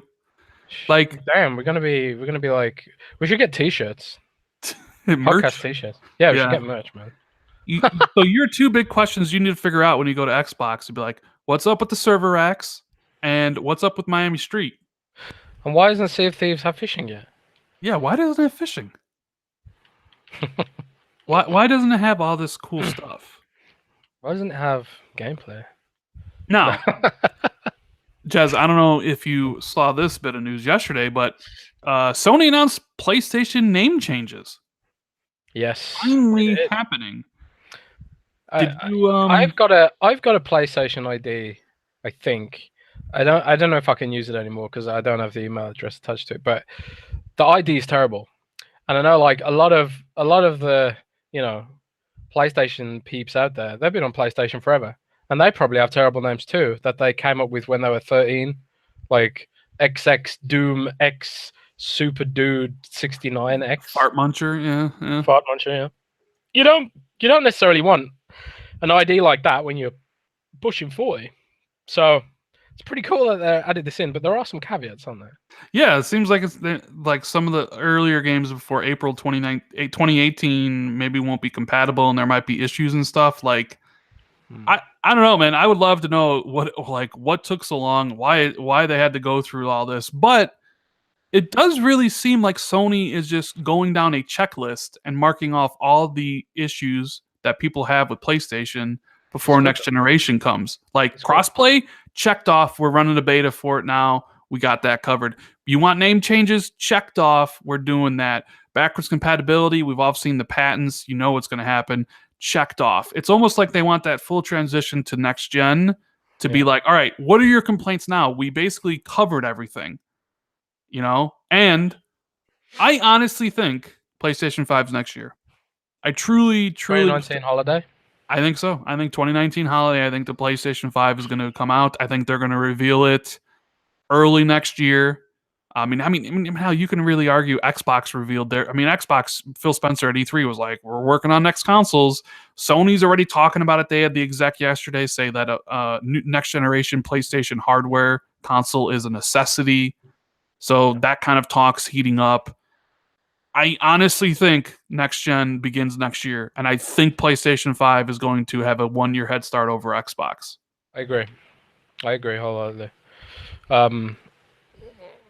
I mean, I've pretty much heard that the next Xbox is 2020 holiday.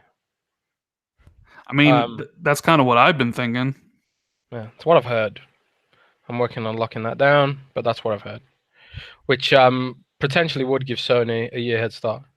Which, do you think that's a big problem for Xbox? Yes. If Sony does have a year head start? Yes. I think so. I mean, look how much it helped the 360 with having that 1-year head start over the PlayStation 3. Because basically put Xbox on the map, didn't it? Yeah, I mean, Sony's going to have a year with basically all the better games. They have the most powerful console, what have you. They're basically going to have a year to just turn their PlayStation 4 customers into PlayStation 5 customers. Assuming it is next year. Well, assuming it is, of course.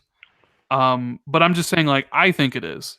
And I think it'll benefit Sony because maybe Sony realized this gen that, like, the power narrative isn't that much. I mean, look what happened. The Xbox One X came out, and people stopped talking about resolution. And I'm not sure, PlayStation sales really dropped off. They're still selling way more than anybody. Maybe they feel like we'll get out first. We got all these quality exclusives, and it doesn't really matter if the following year, Sony or Microsoft rather comes out with new consoles. I don't know. There was the Infinity Ward job listing, which said that the game they're working on is for next gen platforms in 2019. I mean, like, and there's a lot of stuff that lines up. I don't know. I just have this gut feeling, man. And I know I see. Oh. So I just kind of see, like, Shady says in chat, like, Sony's not launching in 2019. I know a lot of people are kind of divided on this, but I'm pretty sure, like, the consensus is it's either 2019 or 2020, right? That's it. You tend to be right about these sort of things. I mean, I don't know about that. I just Rand Al always right. Randall always like supposedly, I don't know if you saw, there's this new rumor about Naughty Dog already working on a new IP, like transitioning some of their people off of Last of Us 2 already to start working on that. I mean, honestly, if Last of Us 2's next year, boom, PlayStation 5's next year, man. Like, Boom. I don't know. Like, I just see it like it would be such kind of a uh an interesting end, because that's how they ended the PlayStation 3 era with Last of Us. You end the PlayStation 4 era with Last of Us 2, and there's Naughty Dog with a new IP for PlayStation 5 to start out with. You got Horizon Zero Dawn 2, you got God of War 2, you got like all these Spider-Man 2. Like, I don't know, I just feel it, man. It's my gut. But I mean, I see some people agreeing with me in chat. The almighty Spartan God says, nah, 2019's an L. Maybe it's not. Maybe Sony's like, all right, 2020 it is, but I don't know. I just have this. I just have this feeling, and I'm pretty confident Xbox is 2020. I'm pretty confident. Death Stranding. I think Death Stranding is a cross-gen game. Do you think Death Stranding will come to Xbox, or is it permanently? No, that is I think it might come to PC. I think it'll come to PC later, but yeah, that game's not coming to Xbox. That game's published by Sony. But I don't know. I mean, as far as it having a huge impact on Xbox, I think it might. Maybe it won't. Maybe streaming changes everything. That's the curious thing about this. What if like the year during which Sony has a head start, Microsoft basically spends a year pushing to expand their user base on Android, and then by the time the next Xbox comes out, they've got like, I don't know, an extra 100 million people locked in. I mean, I'm not saying they're gonna reach 100 million, but let's imagine they reach 100 million people, and then they're like, oh, by the way, all those games that you've now bought on your Android phone, you can play them natively by buying one of these boxes, because they're potentially reaching a completely new audience. Yeah, but I'm not sure that new audience even cares about those games. That's the thing. That's the thing, man. But you don't know until you try. You don't know until you do try, and they have to try. That's the thing. I mean, either this is just going to supplement existing core gamers and give us an option to play games on our phones when we're out and about, or they really are going to reach new gamers. So, I don't know. Halo's 20 years old in 2021? Is that how old Halo is? Halo came out in 2001. I feel old. Which they did say, by the way. Community manager did say that that Halo's Infinite's not going to be at 28 or XO though. I still think Halo Infinite's years away. I think that's a 2020 game. So we're still looking 2 years away. But I don't know. That game needs to do something fresh. I mean, it'll be some time between Halos. People's biggest complaint with Halo was that it came out quite often, but when you actually look at the release dates, it was usually always just 3 years in between the games. Yep. So Nintendo turns 130 next year, says the almighty Spartan God. That is crazy. Yeah, they've been around for a while. So yeah, hit us up with some questions. And while you're thinking of some questions to ask me and Jez, if you enjoyed the show, since it's almost over, make sure you hit that like button. We had over 430 people here, and I only see 129 likes. It's should be closer to 200 at this point. This is quality entertainment that me and Jez are providing. And I just want to see that like button go up. Anyways, so Ermi has the question: what was it like meeting Phil and Mike Ybarra in person? Oh boy. I mean, please notice me, senpai.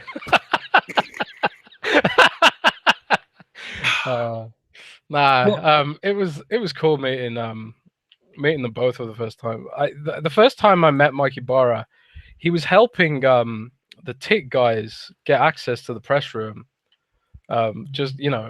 Mike is always like about helping smaller channels grow, and like I was like pretty small back then too, and Mike was a big help then too as well. Phil just has this kind of charisma. Like there was like the first time I saw Phil, he had like there was like loads of people trying to get his attention, of course, and Phil's just there with his swagger, just confidently, like, yeah, we're the best, Nah, that's not Phil, but well, for me, I I had met Phil and Mike on Xbox Live and actually played with them quite a bit. So like it wasn't when I met them at E3, it was it was just like hey, just a couple friends meeting. Like I met some of my other friends. At E3 2016, Mike took us out to dinner. I think it was like me and Tim Dog, Megatron, Jeremy, who's still here, and a couple other I just want to say, like, I met Jeremy in person too, and I thought he was a cool dude, man. Like, he's fun in person, but my god, dude's crazy, man. On Twitter, I just can't handle him. Yeah. Sorry, Jeremy, I can't handle you, man. You too much.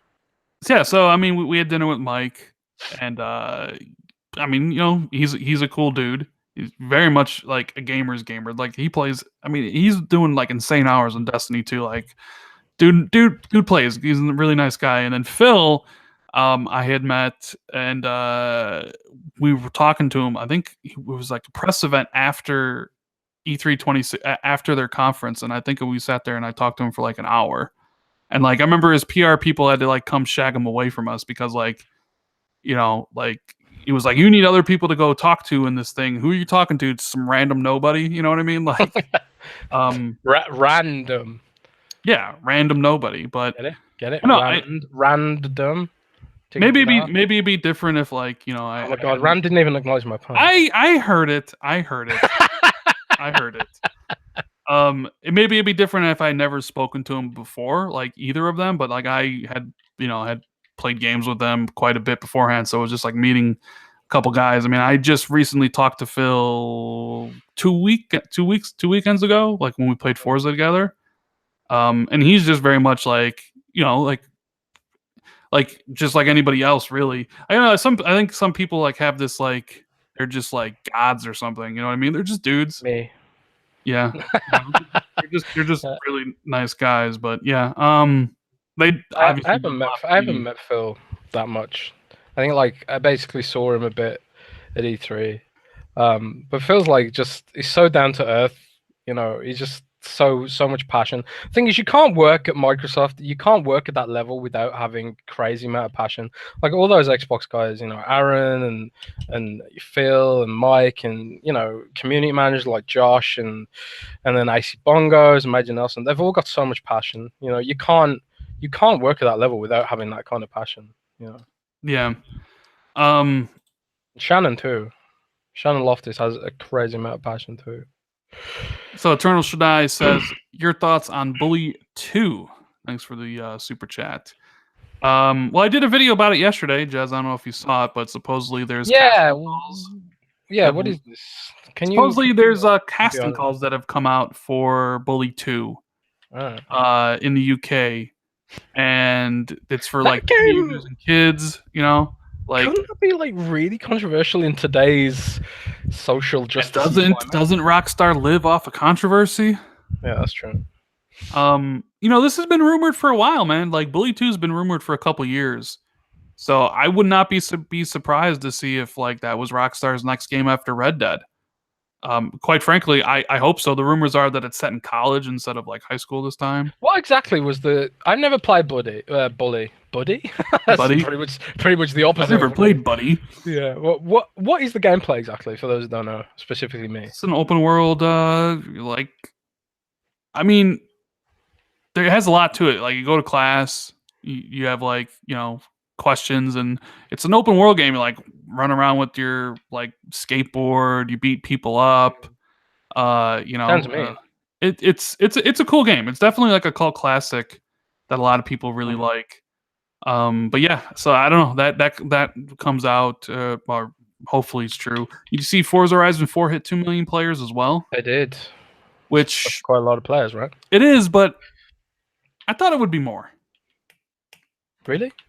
Yeah, I mean, I don't know what the first week for Forza Horizon 3 is, and maybe the first week of Forza Horizon 3 was low, but like, I was thinking to myself, like, man, Sea of Thieves had 2 million in a week. Like, I expect Forza.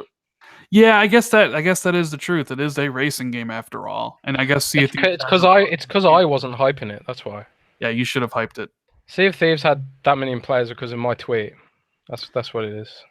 Glee Venom wants to know have we played Detroit Become Human? I've played it and I actually quite like it. Let's see what else we got here. From Phrase wants to know, do you think XO will have any announcements about a PC game or two coming to Xbox One now that they have keyboard and mouse?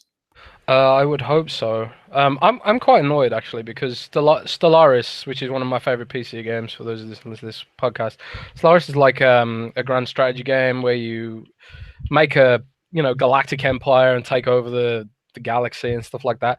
That isn't going to support mouse and keyboard on Xbox, which I would have thought is totally obvious and perfect, but apparently not. That's going to be controller only. So I would hope that we hear about how they're going to support mouse and keyboard moving forward. I think like they probably won't spend a lot of time on it because kind of like how Google is sort of slowly ramping up their reputation in gaming. They're not sort of going balls to the wall, being cringeworthy about it. They're just like, yeah, we got this little project. Check it out if you like you said. I think Microsoft's going to do the same approach with PC gamers who they've consistently alienated over the years. So like, it's funny, Rand. Like the first time ever, because I post on, well, I at least read a lot of the PC subreddits. People hate Microsoft, man. PC gamers, they hate Microsoft so much. They hate them passionately, even more than Sony gamers a lot of the time. They hate them, ridicule them, all that sort of stuff. They were being really positive about Forza. I've never seen the PC gaming community be so positive towards anything with the Microsoft tag on it. So I think Microsoft, like, they have a lot of goodwill to build up there. And I think, like, they need to do it in a way that isn't cringeworthy, I guess. So hopefully that they won't spend too much time on the keyboard and mouse stuff. But I think we'll hear some more. Yeah, I think they'll have some announcements there. I mean, they pretty much I think they did say they would have more information about it at XO, so I would expect so. Jay Venue wants to know, should Xbox release a program where you can exchange physical games to digital games? Well, that was their original like whole DRM thing, right? That was like the whole reason for the 24-hour check-in was that if you bought a physical game, as soon as you installed it, you could throw away the disc because it became digital. And without a 24-hour check, I can't see that ever being implemented. So no, maybe 15 years from now. I definitely can't see that happening anytime soon. If World War III hasn't happened by then. Yeah. I'm obsessed with the apocalypse lately. Why? I don't know. I just keep dreaming that the apocalypse has happened. I dreamt Russia nuked London, and I woke up like, oh my god, Russia nuked London. Oh wait, no, it was a dream. I'm paranoid, man. I'm paranoid. So Merlefi Films wants to know, could we see third parties release portable systems for the end maybe version? I don't know about third parties, but I mean, hell, there's a rumor going around that PlayStation's going to have a portable PlayStation 5 potentially alongside their actual console. Who knows what I mean, I saw Eurogamer's analysis of Microsoft's xCloud thing, and they ended the article with like, wouldn't a Switch-like Xbox device be perfect for this? Maybe both of those. I'm sure they got to be looking at the Switch and seeing the success they're having, right? Of being able to take your games on the go and play it whenever you want. And considering Sony's already done the PSP handheld route, there's been rumors for years about this Surface Phone folding thing. There's another patent came out today, and like when Microsoft announced the new Surfaces at the start of October, there was like Panos Panay, the Surface dude. He said a pocketable Surface is his end goal. Like, but the problem is it has to make sense from a software perspective. Microsoft has no mobile apps. They killed their mobile platform, and it'd have about as many apps as the Vita has, as such. And we all know what happened to PlayStation Vita. But I think like there is with game streaming, it opens up new possibilities. Sony still makes phones, and even though like it's really frustrating actually about Sony because the Android world, they ignore Sony's phones, but they make really good phones. The Sony phones aren't bad, but for some reason they just marketed badly, or people just prefer Samsung or something. I don't know, but Sony make good phones. If anyone could make an Android-based gaming handheld, it's probably Sony. You know, I think that'd be a really cool thing for Sony to explore. I don't know. But yeah, I mean, I guess we don't have that much longer to really wait and find out. It's going to be interesting to see what exactly their all strategies are for next gen. You know, with Google coming in and how that's going to shake things up, what Microsoft's strategy is going to be, and what Sony's strategy is going to be. Is there a portable device? Is there a streaming solution? You know, what's the price of their console? You know, like all that type of stuff. It's going to be really interesting to see. Because I just remember like the build up to 2013. You remember the build up to that gen, this gen currently? Oh man, there was rumors flying everywhere. What Sony was gonna do and what Microsoft was gonna do and what parts were in each console, the RAM and all that stuff. Like, oh, Microsoft using SRAM, and then like, oh, Microsoft has an online check-in and all this stuff. Like, there was so many rumors flying. Like, I was glued to the internet trying to figure out what exactly was going on. And I remember thinking to myself, there's no way Microsoft's gonna do an online check-in 24 hours.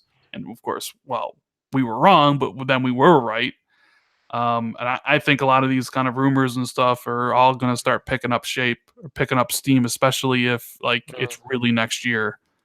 But it's going to be interesting to see how all this stuff really kind of turns out for next gen. Like, it's kind of exciting. It is. Let's see what else we got here. One more question. Okay, we got one from the Indie Gamer. He says, "What would be the one thing you are most hoping to hear announced at X018?" One thing. I mean, there's a bunch of things that I just feel like aren't going to happen. I'd love to hear that the Killer Instinct franchise isn't dead, but I can't see that happening because I think Microsoft thinks fighting games are too hard now after Killer Instinct sort of... I mean, it wasn't a failure in the sense that nobody ever played it, because it was rammed with microtransactions. So I'm sure Killer Instinct made money, but I think it just wasn't on the sort of scale that they want to explore again. Maybe, I don't know. So I'm sad about that, but who knows? Maybe I'm wrong.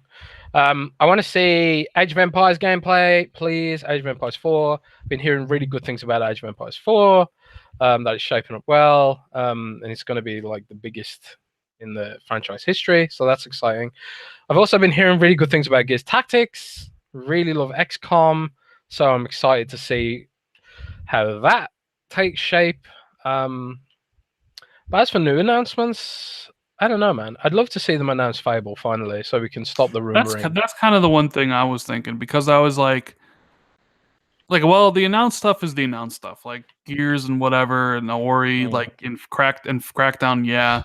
But like, I want to, like, I've heard so much about Fable for such a long time now. It's like, I really want Fable to be at least like, I don't even need to show gameplay, just like a minute teaser. Like, that's all I'm kind of looking forward to. Dude, don't you hate CGI teasers? It's more about knowing that the game's actually real than actually seeing what the gameplay. You know what I mean? I just want to know. What if they announce Splinter Cell?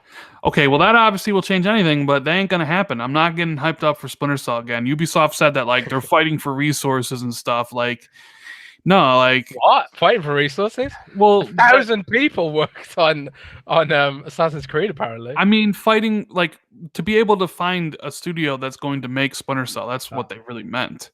You know? What if they sell the Splinter Cell IP to Microsoft? I'll take it. And then work on it. There you go. Boom. And then they get Compulsion Games to make it. Oh, well, you know what? I'm joking. But what if it's a free-to-play mobile game? Splinter Cell. Splinter Cell Go. Splinter Cell Go. No. How about you know what? Microsoft just axed their phone division. No more phones from Microsoft. How would you feel? Hey, more phones. That's already happened. Oh yeah, that's true. It has. Oh, you're mean. You're mean. Talking about Splinter Cell being free to play. Get out of here. Eternal Shaddai wants to know: will we see finally HoloLens compatible with the Scarlet? No, HoloLens is never going to be available to consumers. At least not. God, I wouldn't expect HoloLens to be available to consumers even by HoloLens 3. I think like the focus for HoloLens is enterprise, like engineering, medicine, stuff like that. I mean, it has like potential in gaming, but the tech is just so expensive. No, I mean, there's no developers can barely find a credible reason to build for VR, even though like VR headset costs like you can get a decent VR headset now for like $200. HoloLens is never going to be cheaper than like 1,500 for the foreseeable future. So I think you should like just stop thinking of HoloLens as a gaming device at this point, which is a shame because like imagine like Pokemon Go on HoloLens, that would be sick. But I just don't see it happening. The tech is too expensive. Yeah, I mean Microsoft already walked back VR on Xbox, when they originally announced the Xbox One X, it was going to have high fidelity VR. Well, obviously that never came true. HoloLens, that demo was cool, but I don't really think in any applications in gaming. So I don't think HoloLens ever becomes a thing for Xbox. I actually had a HoloLens for a while at my house, and I played the Conker game, man. Oh, you did, huh? I played the HoloLens Conker game. It was terrible. Well, but it was kind of interesting. Like the way it worked is it mapped your living room in 3D. And then you could guide Conker around with an Xbox controller, jumping on your chairs, collecting coins and stuff like that. It wasn't supposed to be a full game. It was supposed to be like an example of how.